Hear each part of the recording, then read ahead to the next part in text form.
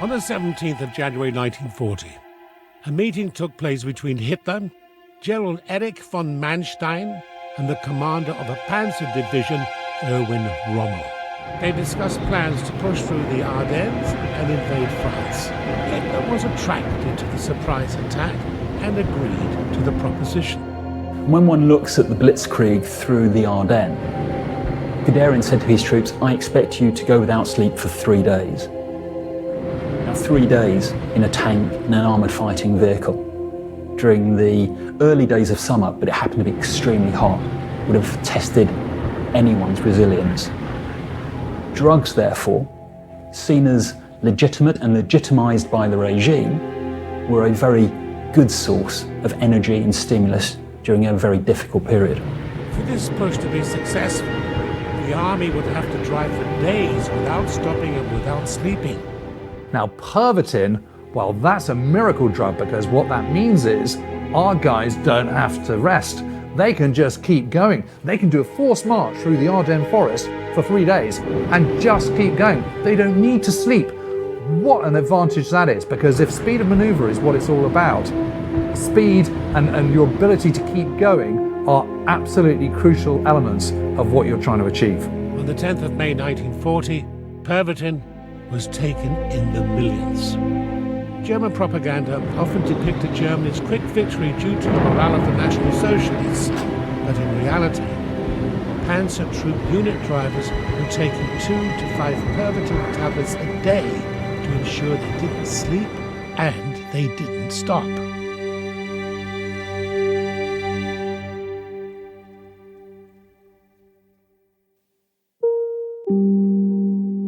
Berlin was very cheap in the 20s. The economy was very bad. The state was not very strong. Germany had lost the First World War.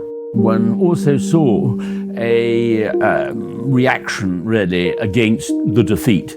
They were trying to escape it, and that's why drugs played such a large part. Life in Germany after the end of the First World War was incredibly difficult initially. And that's in those first years, that's when you've got kind of wheelbarrows of cash, hyperinflation, massive unemployment and a lot of civil unrest as well. But as the 20s develop, and so Germany starts to get itself back on the tracks again. There was a feeling of uncertainty, but also a sense of anything is possible, a sense of let's experiment, let's try out new things politically, culturally, socially. So especially in Berlin, it was a very open and free time. And this is where they were having these incredible nightclubs and cabarets and so on. This was a place where you could have free love, you could take drugs, you could drink as much as you like, you could take heroin, basically do anything you wanted. So I guess Berlin acquired its own kind of flavor, or at least reputation, for being sexually open, promiscuous place where anything goes. And that decadency led to great military inspiration, but also great political and social change.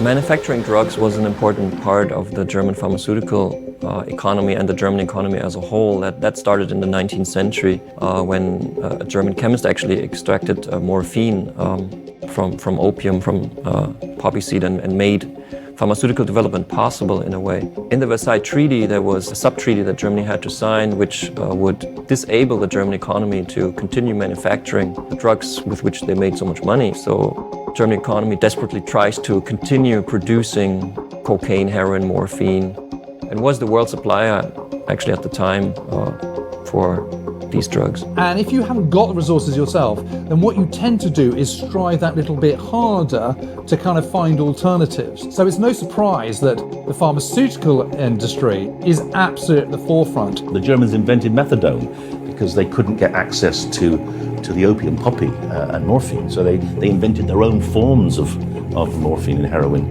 in order to help deal with pain, but also calm people. It led to them developing new drugs with new inspiration from the military. And there were new linkages between the needs of perhaps an expanding nation militarily and the way in which the pharmaceutical industry could help that desire.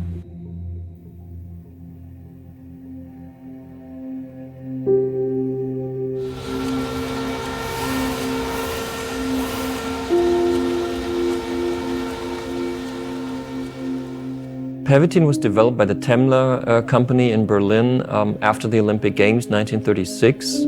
They were not sure what Pervitin is good for, so they basically thought it's good for everything. So Pervitin is developed and it's methamphetamine. The whole point of it is it's pain relief, but it's also to stop you sleeping. How boring is sleeping? It stops you working. We've got a new Germany to build. We want people to work really, really hard. And this is a way where you can counteract the biggest problem of human endeavor, which is the need to sleep and rest. If you can take a pill that cuts that out, how fantastic is that? We can see how popular methamphetamine actually was when we look at a chocolate that the Hildebrand company put on the market. It was a box of chocolates and each little portion contained 13 milligrams of methamphetamine. It was also stressed that you even lose weight while eating that sweet because methamphetamine is a slimming agent. You're not hungry anymore when you're on meth. The ads at the time show a very happy German Fräulein or Hausfrau grabbing into the box and taking one of these chocolates. I mean, it's worth remembering all drugs were either prescription drugs or freely available at that point in Germany, right? Leading up to that point, there had been no prohibition of drugs. There was no such concept in Germany at that time. There had never been any banned drugs. So they just didn't think in those terms. The newest findings by brain scientists show that there is a mechanism in our brain that inhibits us from killing. And there's ways to get around that mechanism. And using certain synthetic stimulants such as methamphetamine are an effective way of bypassing that inhibition to kill. Armies have always taken drugs in order to influence the outcome of war, in order to improve their fighting capabilities. And methamphetamine is a very potent substance. So it certainly has a very strong effect on the individual soldier. And if we have millions of soldiers on methamphetamine, it will have a definite effect on the outcome of battles and of whole campaigns.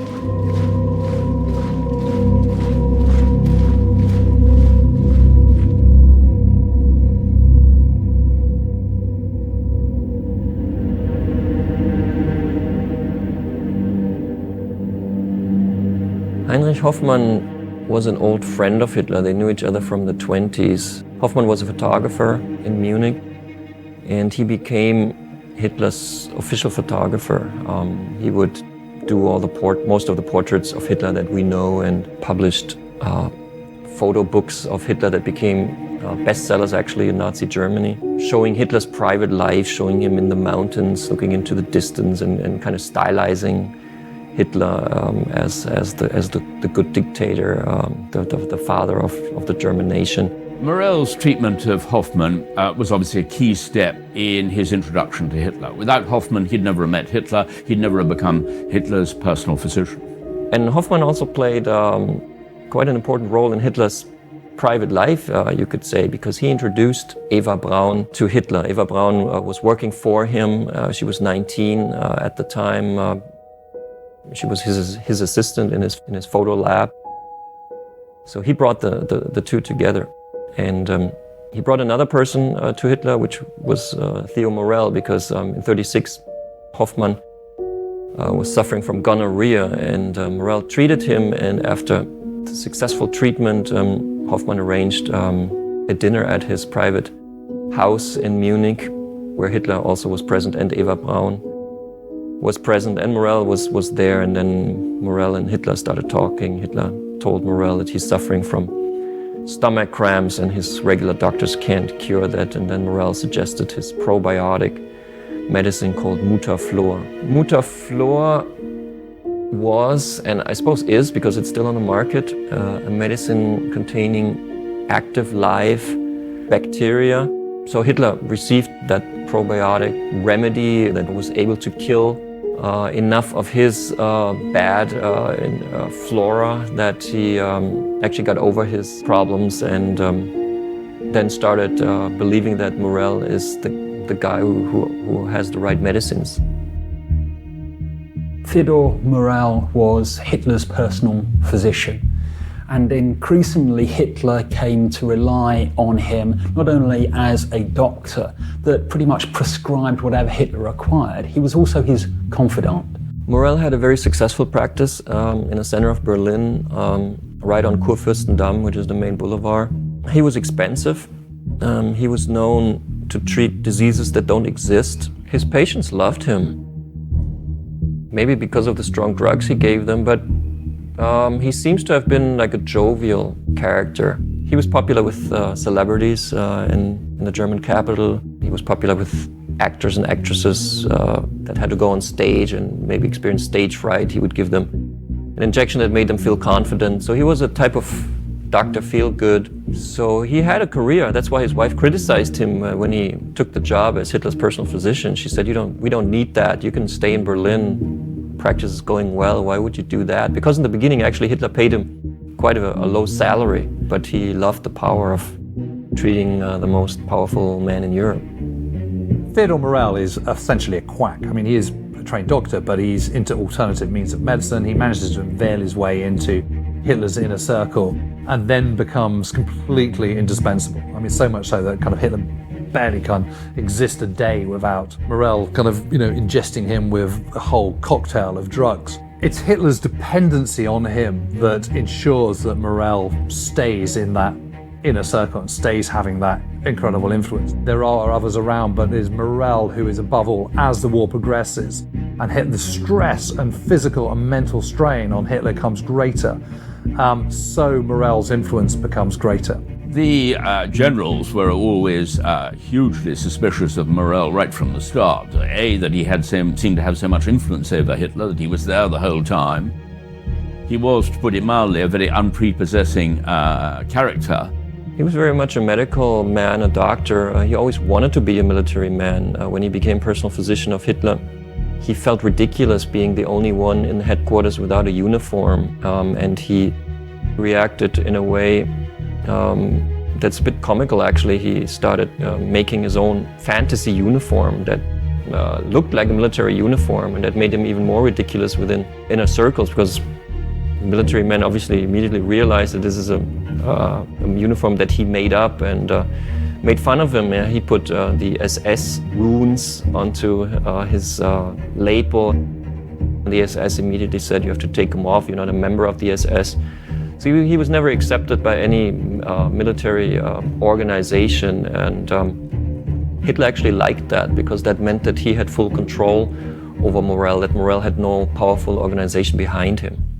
The time that they spent together was very important, and Morell's impact on Hitler was undoubtedly quite significant during that period.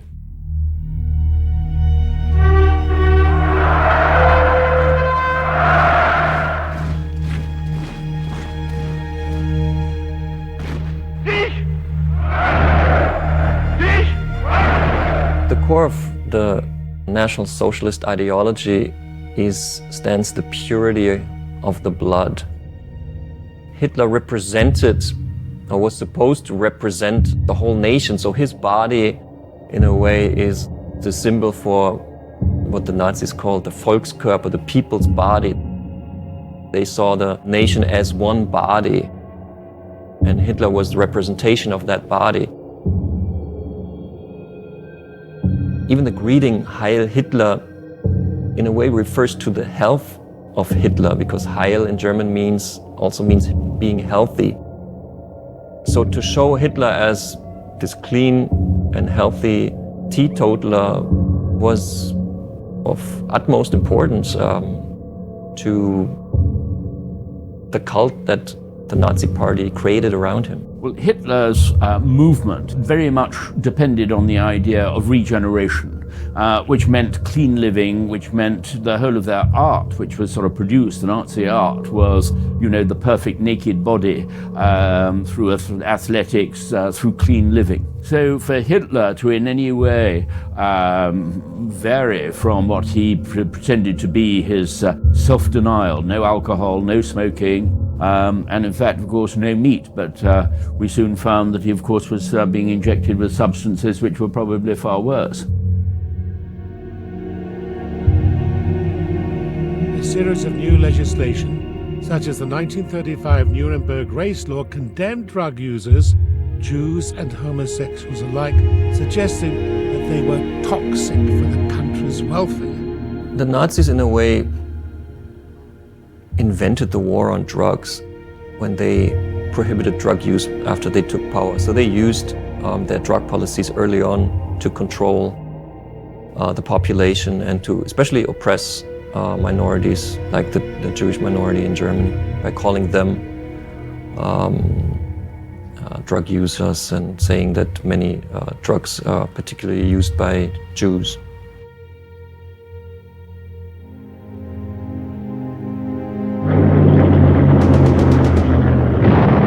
Young medical officers started to become obsessed with the performance-enhancing meth-based pill, stocking up on the drug in preparation for the Poland deployment. Many of Hitler's soldiers didn't realize it was a powerful drug and considered it to be an alternative to coffee.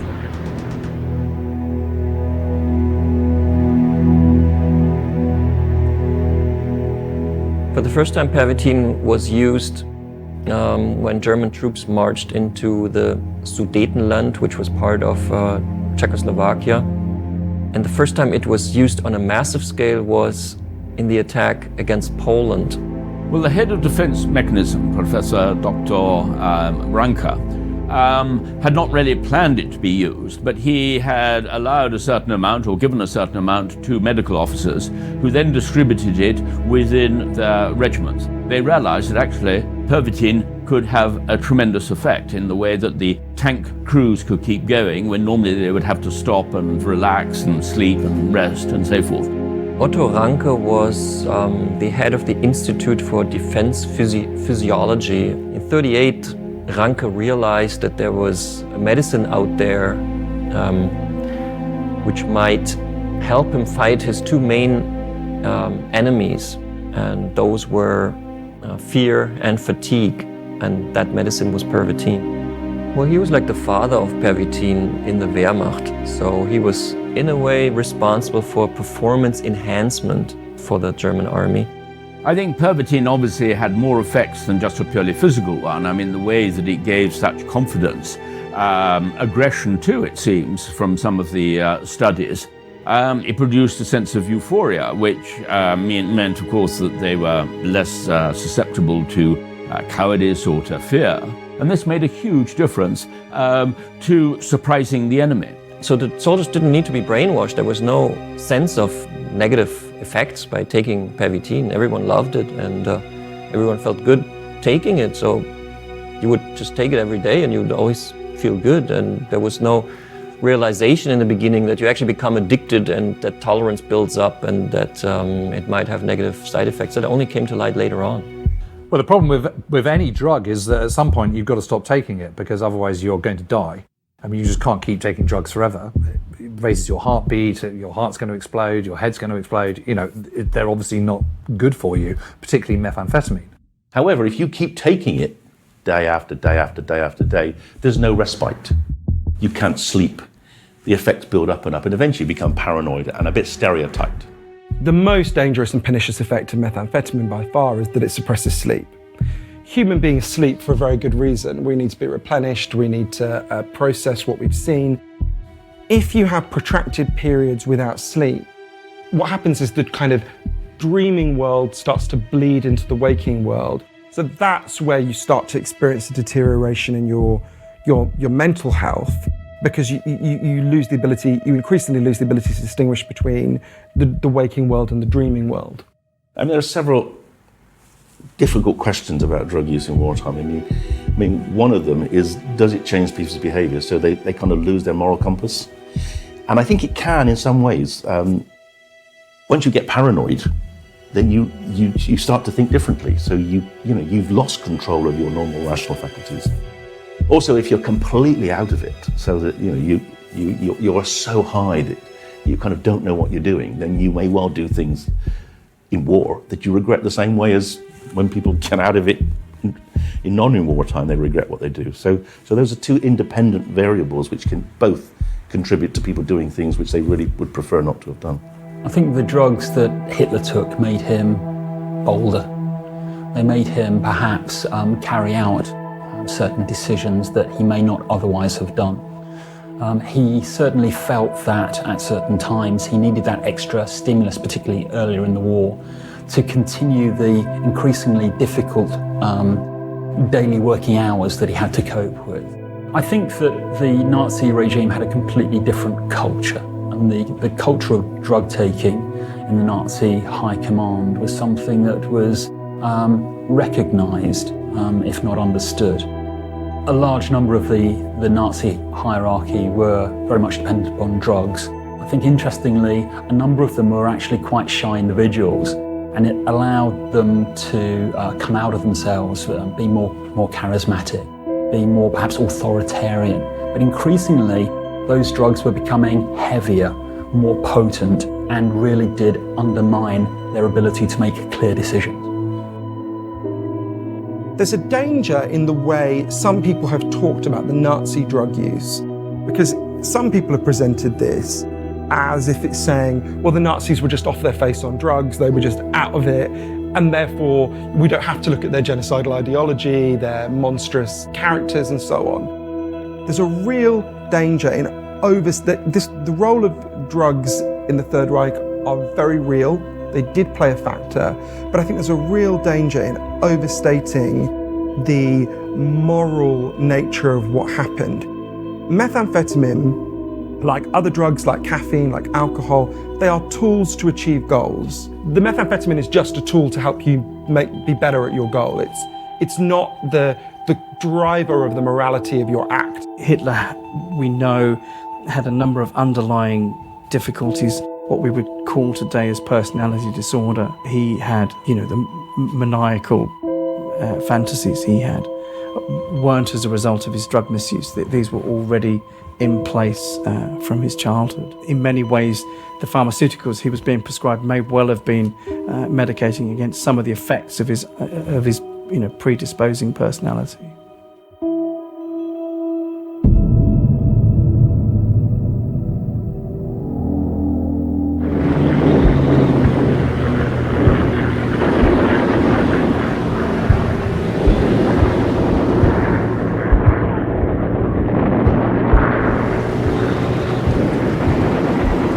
The German Blitzkrieg of 1940 was so named because it was very fast. The original idea of Blitzkrieg really came from Guderian's book, published in 1937, called Achtung Panzer, which basically means look out, tank. The idea that you can break through with a combination of tanks and aircraft and so astonish your enemy that they don't know what to do. Heinz Guderian was called the Fast Heinz. He was one of these avant-garde thinking, if you will, panzer generals, and was responsible for developing the Blitzkrieg strategy. One of the greatest challenges of all for the Germans is the need for speed. And because of the resource-poor nature of Germany, because of their geographical isolation and their limited access to the world's resources, the Germans and the Prussians before them have always, their way of war is to completely overwhelm their enemy very, very quickly by rapid maneuver. This was what they achieved on the 10th of May when they came through the Eifel, from the Eifel through the Ardennes in southern Belgium and into France. And when those tanks kept going, once they'd made their breakthrough, the French were completely flabbergasted and unable to react. Communications are vital in any battle, but when one is trying to plan and execute a fast-moving battle with armoured fighting vehicles, they become all the more important, because the distances that are being travelled on various fronts are going to be far greater, certainly than in the First World War. And one of the great reasons why in 1918 the British Army was limited in their range was because they didn't have mobile field radios. Heinz Guderian and others was at the centre of the demand that the German armed forces should develop and should use small radios that could be put into armoured fighting vehicles. The strategy was decided on February 17th, 1940, during a breakfast in the Reichschancellery. 3 tank generals, Rommel, Guderian, and von Manstein, were having this meeting with Hitler. They said we should go through the Ardennes Mountains, using tanks as the decisive force to move ahead. But basically the Ardennes Mountains were like a tight window through which the German army could squeeze through. But the Western Allies thought this would be impossible because you can't move tanks quickly through the mountains. But this is exactly what they proposed. And Hitler said, this is how we're going to do it. And Ranke suddenly was being invited to give talks about Pervitin in front of generals and to explain how methamphetamine could be used because time was the decisive factor. Ranke was also asked to write the so-called stimulant decree detailing how the German troops should actually take methamphetamine once the attack starts. Pervitin, this methamphetamine which they had produced, in 35 million doses, which is astonishing, was distributed, but particularly to the panzer troops, with the armoured troops at the front. The tank troops were totally exhausted after taking Pervitin over several days. Well, once they had broken through, and once they had basically cut off the British at Dunkirk, then they did have time on their hands. Apart from anything else, they also needed time to service their vehicles, after the distance they had travelled. So the two, in a way, went together. So if you were taking, for instance, methamphetamine for 3 or 4 days, as in the Ardennes offensive, then it would take you 2 or 3 days to restabilise your normal sleep-wake cycle. And so we see the 7th Panzer Division making the most extraordinary strides forward, being known by Hitler as the Ghost Division, not necessarily just because the enemy didn't know where they were, but because he didn't know where they were. Rommel was pushing the boundaries of what armoured fighting vehicles could achieve, and the men that drove those machines could achieve, and drugs undoubtedly would have been a part of that success. So from that point of view, it was definitely a breakthrough in the use of drugs in warfare.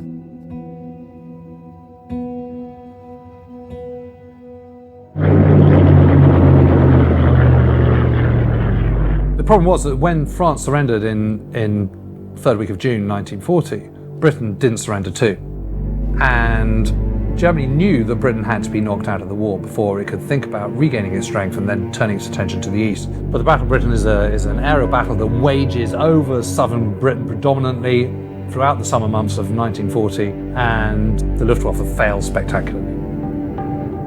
Due to night operations, the German pilots took Pervitin tablets to stay awake, many of them taking off their breathing masks to shove their faces with the pills. Although the Germans were using performance-enhancing drugs during the Battle of Britain, they couldn't defeat the Royal Air Force and suffered their first major defeat in the war. Thereafter, Operation Sea Lion was called off. Operation Sea Lion was the German project to invade Britain after the fall of France. Hitler had hoped, of course, that Britain would want to make peace, and this is why, in fact, it was the one moment in the whole war when Germany could have won. And it was when Churchill refused to have any form of negotiation at that moment when the British army was trapped in Dunkirk and nobody really knew what the future would hold. But Hitler's idea of a cross-channel invasion was never entirely convincing, because although they created and collected these sort of barges to take the soldiers across, the strength of the British Navy, the Royal Navy, was still very great indeed. And he really said, we will only do it if Goering can actually destroy the Royal Air Force, because without air power, the Royal Navy would have been vulnerable. Operation Sea Lion is the planned invasion of southeast Britain by the Germans. And the interesting thing about it is what a complete mess the whole plan was, because Germany was the only nation in the world that had a combined general staff, which was the OKW, the Oberkommando der Wehrmacht, and yet they didn't make the most of that. So what happened was, when Hitler was preparing for dealing with Britain in July 1940, he retreated to his country home in the mountains, the Berchtesgaden in Bavaria, the Berghof, and asked all his service chiefs to come and visit him one by one. There's absolutely no combined operations planning. There's no joined up thinking whatsoever. They haven't got, even through the first line of defences by September 1940, which is the RAF, they haven't got through the second line at all, which is the Royal Navy and mines and all the rest of it in the shipping. Nor have they even got close to coming up against the third line of defence, which of course is the soldiers on the ground, which can mount to about 2.5 million by that point. So they are very, very long way off from ever happening. And if you think about the jeopardy that faced the Allies for Operation Overlord, D-Day in June 1944, and you think how many things had to be in place before that could even be considered to be a goer, complete control of airspace, control of the seas, all the rest of it, complete control of intelligence networks, and winning the espionage war, none of that was in place in 1940. And there was quite a lot of jeopardy for D-Day. So Operation Sea Lion, had it ever been attempted, I have absolutely no doubt whatsoever, would have been the biggest disaster the Germans faced up until that point. The fact that the British are fighting on their home soil, or at least above their home soil. They're fighting for their very survival. The Germans have been fighting in Scandinavia, Poland, the Low Countries, and then France. They are tired. They are ready to pack their bags, have some rest and recuperation, starting a whole new campaign at this point, which is something that was really pushing them a little bit too far. The Germans thought that they were inferior when it came to technology and also training of their pilots, so they tried to make up for it by giving the Luftwaffe pilots methamphetamine, Pervitin, so they could fly more missions and longer missions. The lack of success of the Luftwaffe is interesting. Was it down to Pervitin? Were their pilots, overly medicated? Or is the explanation just the superiority of the technology of the Spitfire? To begin with, they attacked the airfields to destroy the fighter command. And that actually started to present a real danger. But British aircraft production was much higher than in Germany. And also, Goering handled his pilots so badly that they were given no rest whatsoever. And so they were given Pervitin to keep them going. But this also led with its side effects of quite often lack of judgment after excessive use of Pervitin and double vision and all these other things. And I think it's one of the great contributory factors to the astonishing level of crashes.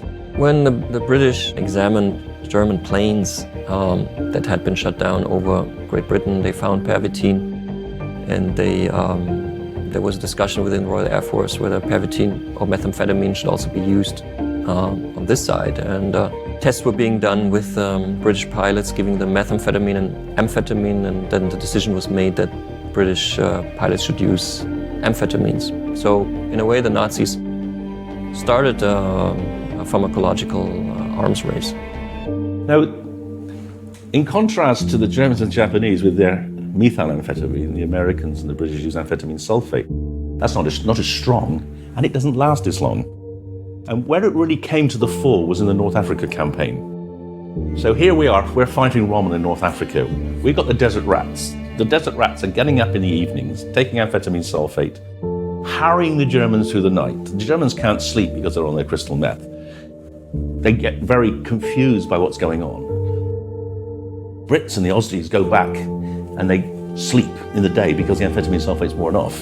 The Germans can't sleep because the methamphetamine continues.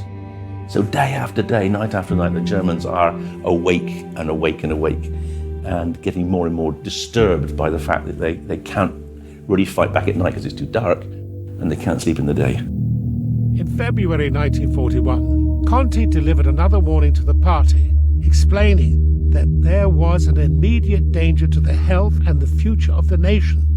His message was eventually acknowledged by the Reichsführer, and on the 12th of June 1941, Pervitin was declared to be an intoxicant and made subject to the Reich opium laws. Leo Conti was the so-called health Führer of the Nazi state, and he was against Pervitin. He made it a prescription-based drug in November 1939, and he made it illegal in the early summer of 1941. But the German Wehrmacht replied to him in a letter saying that this is a law that doesn't really apply to us. We do whatever we want. Well, when an article appeared in the Milano newspaper that the German pilots had been using a so-called pill of courage, which was Pervitin, in order to fight as they were able to fight, there was a discussion in German High Command saying foreign media is now saying we're only so good in fighting because we're using drugs. So this contributed to the controversy within German High Command whether Pervitin should be used, and Conti used that argument saying we have to ban this is against our ideology. The Wehrmacht always said if this is beneficial for our war effort, we are going to use it, and if there is physical harm for certain people, we just cannot take that into account. The overall effort is of most importance. Although Conti had been successful in banning Pervitin, the Germans barely took any notice of the law. Consumption increased by over 1.5 million units a year.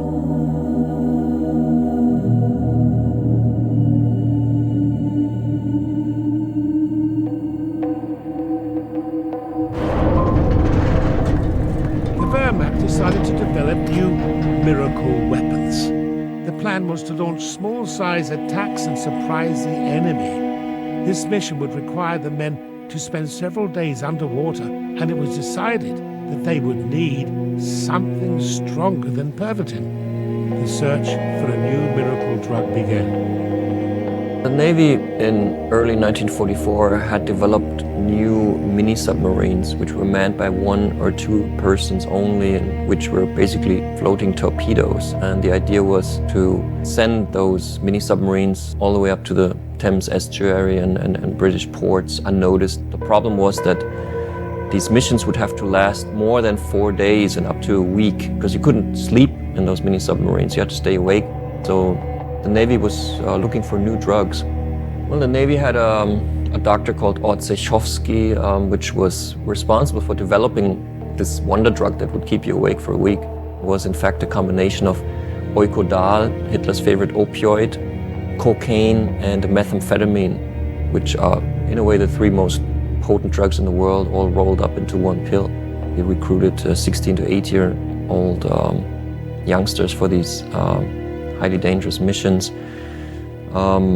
The results were catastrophic. They started to hallucinate, they felt totally sick, and most of them were completely incapable, so it was a useless sacrifice. So the Navy thought that they should do proper tests now for their new wonder drug, because they didn't give up on the idea of the wonder drug. And then they started doing tests in the concentration camp of Sachsenhausen. In the shoe runners unit was testing shoe soles for the German shoe industry. These ghastly tests were done, supposedly, and to try out different forms of the soles of boots for the German army, because of course they didn't have the leather anymore, they needed to have artificial products. And so these poor prisoners, 20 a day, were dying as they were being forced to keep walking, 40 kilometers or more on a totally insufficient diet. The Navy hired this penalty unit, paid the SS money to be able to use these inmates, and gave them different dosages and different kinds of drugs. And then they had to start walking with backpacks filled with stones. They started at 8 p.m. at night and had to walk all through the night. And then they checked which inmates on which drugs would walk for the longest period of time. And that's how they made the decision which drug would be the best to give to the young German Navy soldiers on their missions against Great Britain.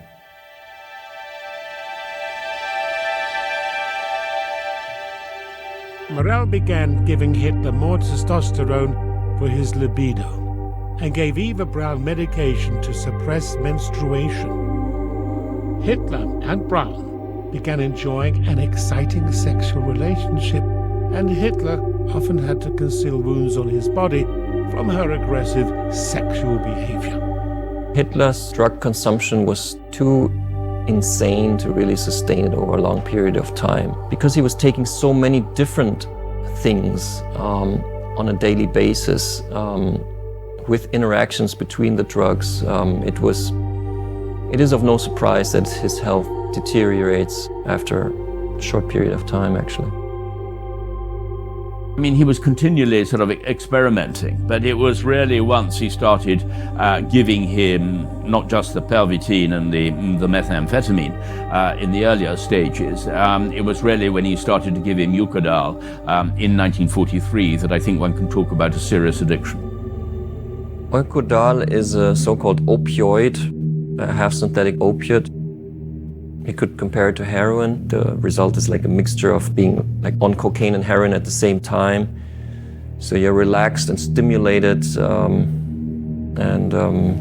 Hitler apparently loved that feeling because he receives Eucodal more than any other opiate. In 1943, he switches to Eucodal. Now, this is at the time, really, of the Battle of Kursk, which was one of the sort of crushing defeats for the Wehrmacht, which came also with the invasion of North Africa and the invasion of Sicily. And Hitler's fear that Mussolini and his regime was going to collapse had really got him into a very nervous state. And this is when Morell decided to inject him with Eucodal for the first time, which of course had quite an element of opium in it. It dawned on the Führer's headquarters that victory was no longer possible in the East. The Führer was in denial and refused to give up any conquered territory. He started distancing himself from conventional living, and he chose to contain himself where possible in his bunker.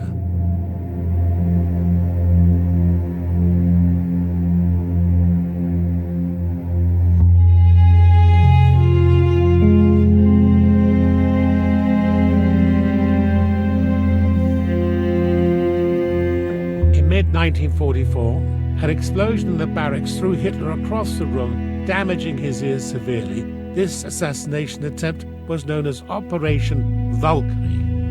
When the bomb plot of the 20th of July 1944 took place and there was the explosion, Hitler, of course, suffered eardrums imploding and a lot of superficial damage, but he was not actually broken up in the way that some of his entourage, a number of whom were killed. Well, Morell's being rushed to the scene after the bomb goes off and gives Hitler an injection without writing in his notes what's in the injection. He just writes X. And a few minutes later, hundreds of splinters are removed from Hitler's body, and his perforated eardrums are being treated with an acid. And the doctor who performs these actions writes down that he's completely surprised how little pain Hitler is feeling or how brave he is. He was actually able to meet Mussolini the very same day. Mussolini arrived by train on July 20th, 1944. And Hitler, through Morell's help, I suppose, or at least through an injection that Morell labeled as X, is able to kind of continue working. It would make sense for Morell to also give an opiate at that moment. But he doesn't write it, he just writes X. He, again boosted by some of Morell's drugs, saw himself as a man of destiny, that somehow Providence had intervened to save him. Everybody who saw Hitler in the latter part of 1944 was shocked to the core on seeing it. The Führer that they remembered, if you like, from the newsreels of the earlier stages of the war, completely gone. Here was an old man looking 20 years older than his age, shuffling around, twitching in many ways, and they could hardly believe what had happened to it. Now, most people thought it was the effect of the bomb plot and the way that he'd been blown up there, but of course his entourage knew that it was, of course, the effect of the drugs that he'd been taking as well.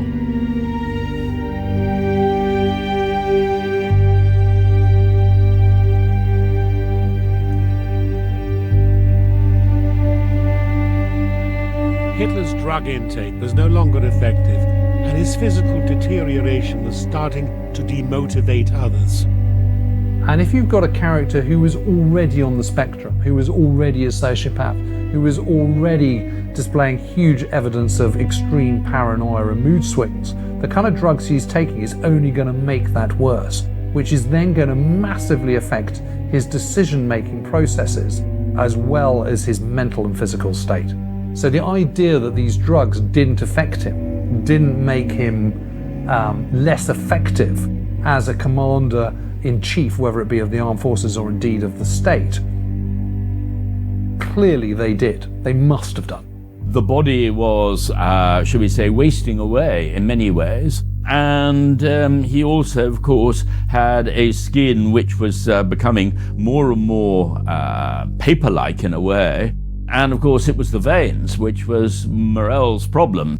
There are several notes by Morell where he documents discussions he has with Hitler, trying to convince Hitler to take breaks from the daily injections because he can't get the needle into the vein anymore because Hitler's veins were scarred. It shows you the enormous extent of Hitler's drug use. When you see someone that's been misusing amphetamines across a length of time, you do see that there's a sort of increase in feeling paranoid, persecuted. There's a level of disarray and dangerousness that runs along with continued and sustained use with, larger doses. So I wouldn't have thought that Hitler's body was a pretty sight at all by that stage.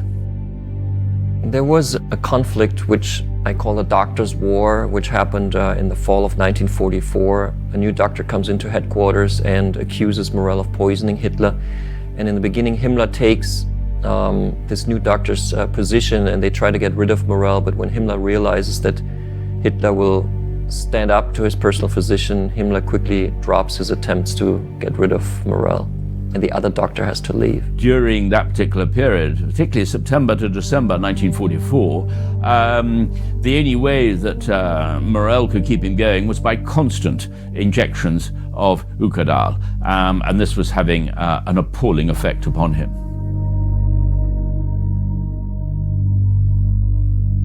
Britain began to bomb the pharmaceutical factories of the Reich, which caused great disruption to the manufacture and distribution of Hitler's favorite drugs.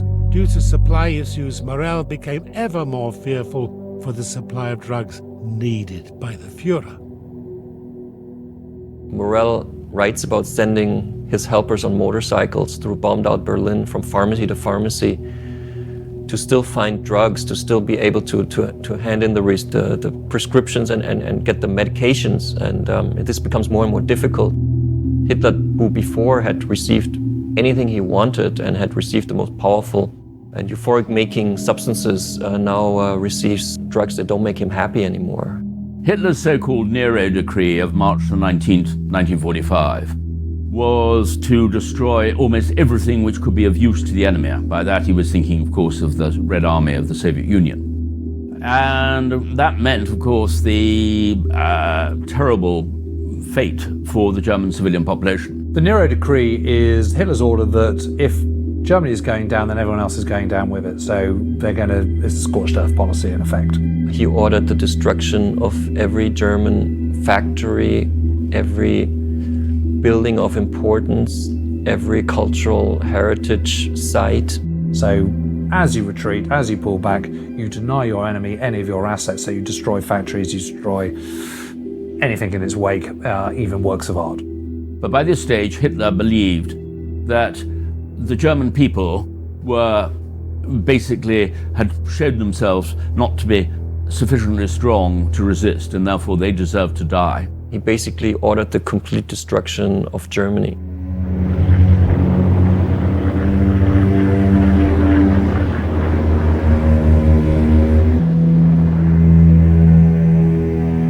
Well, Hitler fires Morell a few days before he commits suicide and after his last birthday on April 20th. Morell leaves the bunker, devastated, is reported to have wept and kind of lost his senses, and is able to catch one of the last planes out of Berlin, which lands south of Munich.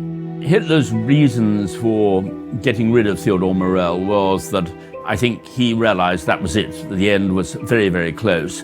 Morell could do very little more for him. Hitler was only really at that stage interested in the cyanide capsules, which he was in fact already distributing to some of his colleagues and associates, and particularly the secretaries in the bunker, almost like sort of sweets to be sucked on takeoff for the next world. As far as Hitler was concerned, the end was very, very close. Morell could do no more. And apart from anything else, we probably find that actually Morell had virtually no more drugs to give him by that stage. I think Hitler's suicide is a combination of internal, actual physical pain, and obviously the external situation. There are a number of contributory factors, I think, behind Hitler's suicide. He'd always talked of suicide from a very, very early stage. He bitterly criticized General Paulus for refusing to kill himself at Stalingrad when they finally surrendered.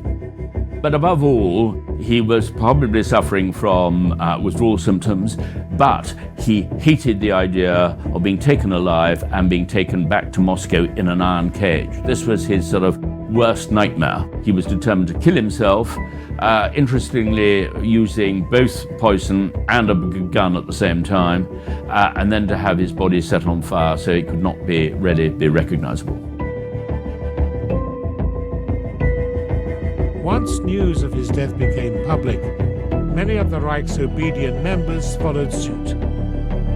Following the war, Morell was tracked down by a US news reporter, Tanya Long. He was taken to prison following her article and was interrogated and subject to investigation by the US Secret Service. American investigators write in several reports that they couldn't make sense out of Morell. He was contradicting himself in how he described his job as Hitler's personal physician. Americans kept him for quite a long time, for 2 years, and then dumped him outside the Munich train station. He was quite a big man, and he was wearing a US Army coat that was way too small for him, and he was lying there on the pavement when a half-Jewish Red Cross nurse found him and picked him up and took him to a hospital in Tegernsee, which is in the south of Bavaria. Apparently he did not recover, being incarcerated and interrogated by the Americans for 2 years. He claimed that they tortured him, removed his toenails to extract his secrets. So he dies in summer of '47. Although the Germans were heavily involved in mass drug consumption during the Second World War, they weren't the only ones.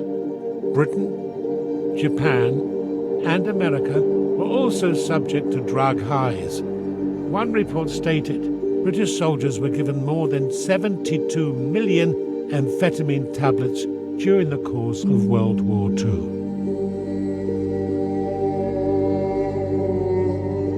So drugs have been used in conflicts for thousands of years. Just different drugs. I suppose typically alcohol has been the drug people use to get courage and also to come down after fighting, to try to dampen down the stress and the distress. Drug consumption in Germany during World War II was extremely high, but one has to remember that in almost every war beforehand, alcohol had always played a very large part. I mean, the British issued the rum to the Navy and also to the soldiers before going over the top. It was basically to dull the fear as far as possible. And that was, of course, one of the elements in Pervitin, which gave them a form of euphoria. One thing that lots of people will be puzzled about when they hear this story, when they hear, wait a minute, all German men between 18 and 30 were taking methamphetamine for years, is surely after the war there were huge numbers of methamphetamine addicts. It's worth noting in the aftermath of war that the market becomes flooded with Pervitin and methamphetamine. A lot of that stash ended up on the black markets in Germany after the war, which was the place where you got things because everything else was destroyed. So Pervitin didn't leave the scene and actually continued to be used after the war. by the people who wanted something to pick them up again.